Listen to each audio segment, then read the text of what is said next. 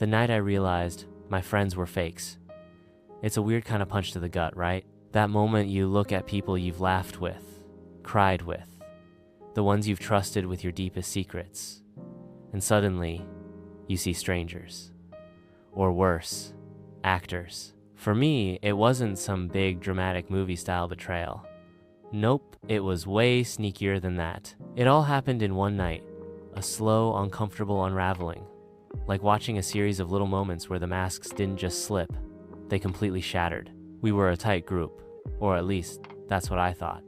We had years of history, all those inside jokes, that easy rhythm you fall into. I was definitely the loyal one, the group cheerleader, always the first to celebrate their wins or offer a shoulder to cry on. And I really, truly believed they felt the same way. We'd been planning this particular night for weeks. It was supposed to be a celebration for my promotion. This was a huge deal for me, something I'd poured my heart and soul into.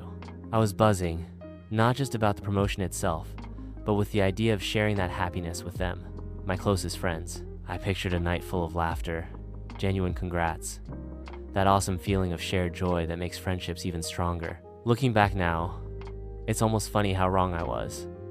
The evening started pretty normally. The usual hellos and finding our table at the restaurant. But the first little red flag popped up with the appetizers. I brought up my promotion, probably sounding way too excited. Instead of the enthusiastic questions I was hoping for, I got a quick, "Oh cool," and then bam, the conversation immediately shifted to someone else's pretty minor workplace drama. It was a small thing, easy enough to brush off. Maybe they're just starving, I told myself. But then came the sarcastic little dig. I was talking about a tough project I'd tackled to get the promotion. And one friend, let's call her Sarah, who I always thought was super supportive, or so it seemed, she let out this little laugh. Well, someone had to get it, I guess. "Lucky you," she said, with a smile that didn't quite reach her eyes. It wasn't super mean, but it just felt off, like she was trying to downplay what I'd achieved. That little comment? That planted the first real seed of doubt in my mind. Throughout dinner, those unsettling moments just kept on coming, like a steady, annoying drip. I started noticing the whispers, the quick, knowing glances between a couple of them when they thought I wasn't looking. My old insecurities flared up, but I tried to push them down. Then, when I tried to share a funny story about my new responsibilities, they changed the subject again, this time to plan some weekend trip I hadn't even been asked about. It was like I was speaking a completely different language, like my excitement was totally invisible and unheard. They were there, physically, but it felt like I was a million miles away, just looking in from the outside. All the support I'd always given them when they had big moments, it was seriously missing now that it was my turn.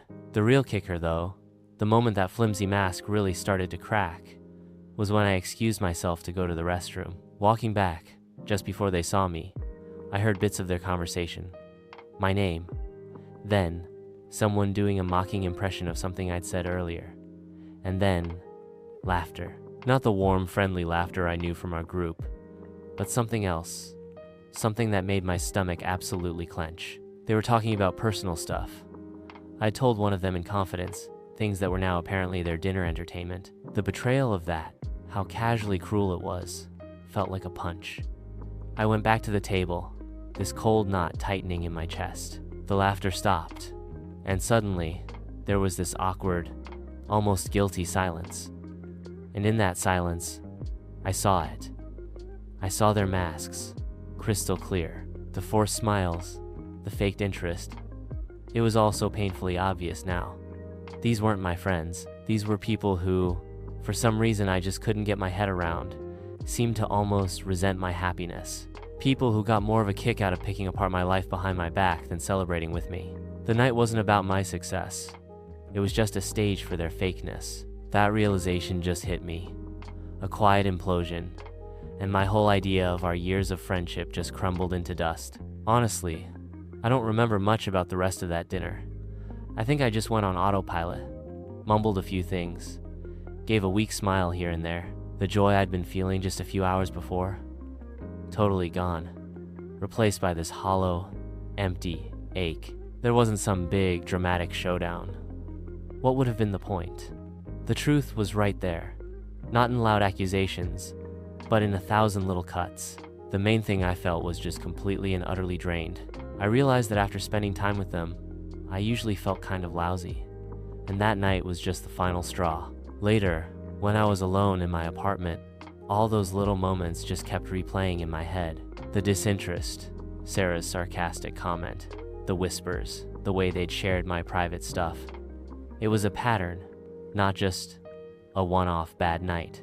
I felt this messy mix of anger at them for being so two-faced, sadness for losing what I thought we had, and this nagging self-doubt, wondering if I was just being too sensitive or if I'd been clueless for years. That night was painful, no doubt, but it was an eye-opener I seriously needed. It forced me to face the fact that the friendships I'd put so much energy into were pretty much one-sided. They worked when I was playing the supporting role, but the minute the spotlight was on me, they fell apart. Realizing these people were fake friends, that they didn't genuinely care about me or celebrate my wins, was tough, but it was also weirdly empowering. It taught me a huge lesson about valuing real connection over just shared history, and genuine support over friendships that are all for show. It made me rethink what I actually want in a friendship, and to really trust my gut when something feels off. The pain of that night eventually faded, and what was left was this clear understanding and a new resolve to find relationships built on real respect and actual care. It's a hard pill to swallow, realizing that not everyone smiling with you is actually your friend, but it's so important for protecting your own peace of mind. Have you ever been through something like this?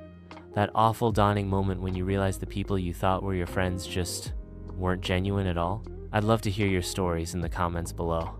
Sometimes, just knowing you're not the only one who's experienced this can make a world of difference. That night really was the end of a chapter for me, closing the book on friendships I'd either outgrown or maybe never really had to begin with. It was the night I realized my friends were fakes, and by figuring that out, I took the first step towards finding people who were actually real. Thanks for listening.